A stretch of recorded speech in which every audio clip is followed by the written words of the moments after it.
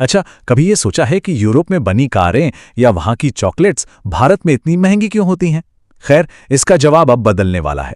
भारत और यूरोपीय संघ ने एक ऐसी ऐतिहासिक ट्रेड डील को फाइनल कर दिया है जो ना जाने कितने दशकों से अटकी हुई थी। चलिए आज इसी पर बात करते हैं और समझते हैं कि ये बड़ी खबर हमारी आपकी जिंदगी पर क्या असर डालने वाली है। अरे, इसे यूं ही mother of all trade deals नहीं कहा जा रहा है। ये सिर्फ कुछ चीजों पर टैक्स कम करने का समझौता बिल्कुल नहीं है। असल में ये भारत का अब तक का सबसे बड़ा और महत्वाकांक्षी समझौता है, जो सामान, सर्विसेज, इन्वेस्टमेंट और यहां तक कि हमारे प्रोफेशनल्स की यूरोप में आवाजाही जैसे हर पहलू को कवर करता है। इसका जो पैमाना है वही इसे अभूतपूर्व बनाता है। चलिए जरा इसके साइज का अंदाजा लगाते हैं। जब भारत और यूरोपीय संघ एक साथ आते हैं तो ये 2 अरब लोगों का एक बहुत बड़ा बाजार बन जाता है। मतलब दुनिया की हर चौथी नज़र इस बाजार पर होगी, जो इसे दुनिया के सबसे बड़े कंज्यूमर जोन्स में से एक बना देता है। और ये बात सिर्फ आबादी की नहीं है, ये आर्थिक ताकत की बात है। ये दोनों मिलकर दुनिया की कुल जीडीपी का 1/4 यानी 25% हिस्सा बनाते हैं। जरा सोचिए, दुनिया का हर चौथा डॉलर यहीं से जुड़ा हुआ है। इतना ही नहीं, ये साझेदारी दुनिया के करीब करीब 1/3 व्यापार को सीधे तौर पर प्रभावित करती है। तो साफ शब्दों में कहें तो ये भारत के इतिहास का सबसे बड़ा और सबसे व्यापक मुक्त व्यापार समझौता है।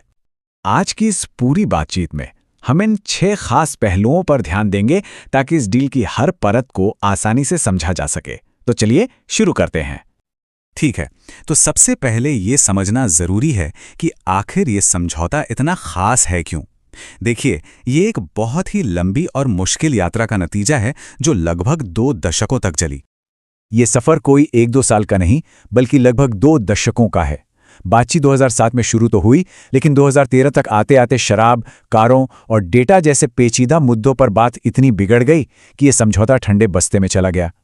फिर कोविड ने दुनिया को बदला, ग्लोबल समीकरण बदले और 2021 में इस रुकी हुई बातचीत को एक नई ऊर्जा के साथ फिर से शुरू किया गया, जिसका नतीजा आज हमारे सामने है। तो इस डील का दिल क्या है? ये है टैरिफ में भारी कटौती। आसान भाषा में कहें तो यूरोप से आने वाले या भारत से जाने वाले 90% प्रोडक्ट्स पर लगने वाला इंपोर्ट टैक्स या तो 0 हो जाएगा या बहुत ही कम। हाँ, ये बदलाव रातों रात नहीं होगा, बल्कि अगले 5 से 10 सालों में धीरे धीरे लागू किया जाएगा। किसी भी ट्रेड डील में कुछ लेना और कुछ देना तो होता ही है। तो चलिए पहले देखते हैं कि भारत के नेगोशिएटर्स ने इस सौदे में क्या बड़ी जीतें हासिल की हैं। ये शायद भारत की सबसे बड़ी जीत है। सोचिए जरा, हमारे कपड़ा, चमड़ा और जूते चप्पल जैसे सेक्टर जो लाखों लोगों को रोजगार देते हैं, उन पर अब यूरोप में कोई इंपोर्ट ड्यूटी नहीं लगेगी, 0। ये हमारे छोटे और मध्यम उद्योगों यानी एमएसएमईज के लिए एक गेम चेंजर है। इससे न सिर्फ रोजगार बढ़ेगा, बल्कि हम बांग्लादेश और वियतनाम जैसे अपने प्रतिस्पर्धियों से सीधी टक्कर ले पाएंगे, जिन्हें अब तक ये फायदा मिल रहा था। दवा के क्षेत्र में एक बहुत ही बैलेंस्ड समझौता हुआ।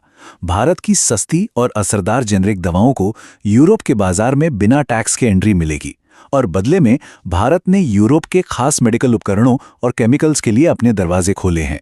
लेकिन सबसे बड़ी बात यह है कि भारत ने यह सुनिश्चित किया कि वो अपनी जनता के लिए सस्ती दवाएं बनाने का अधिकार नहीं खोएगा। अब जरा सिक्के का दूसरा पहलू देखते हैं।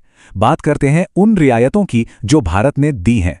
अपनी जीतें पक्की करने के लिए ये समझौते भी जरूरी थे। यूरोपीय शराब पर लगने वाले टैक्स में जबरदस्त कटौती हुई है।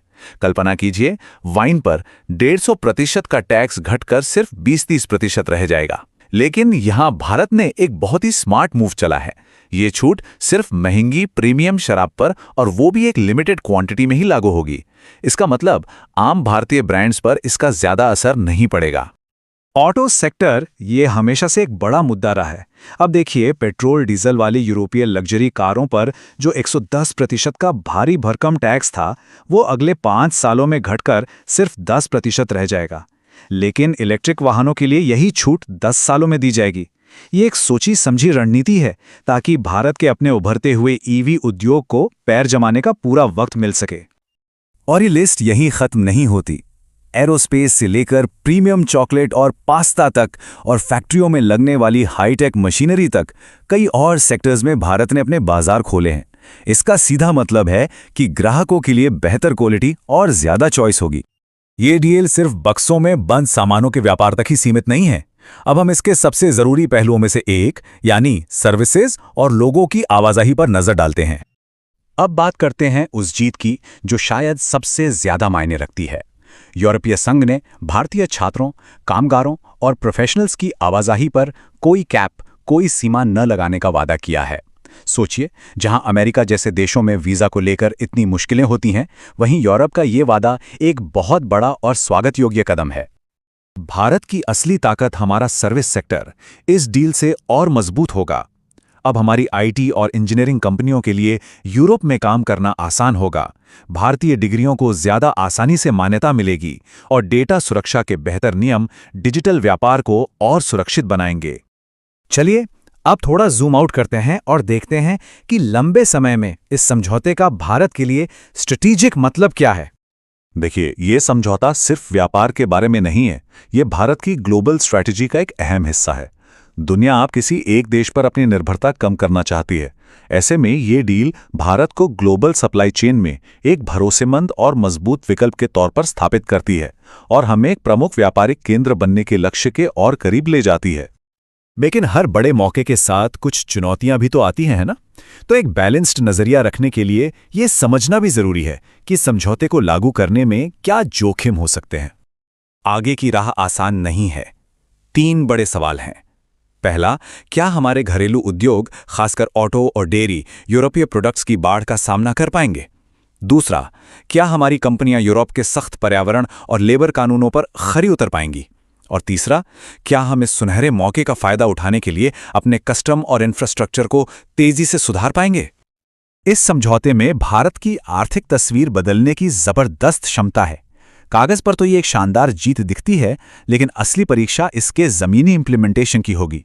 तो सबसे बड़ा सवाल यही बचता है, क्या ये डील वाकई आने वाली पीढ़ी के लिए भारत के आर्थिक भविष्य को एक नई दिशा देगी? खैर, इसका जवाब तो सिर्फ वक्त ही देगा।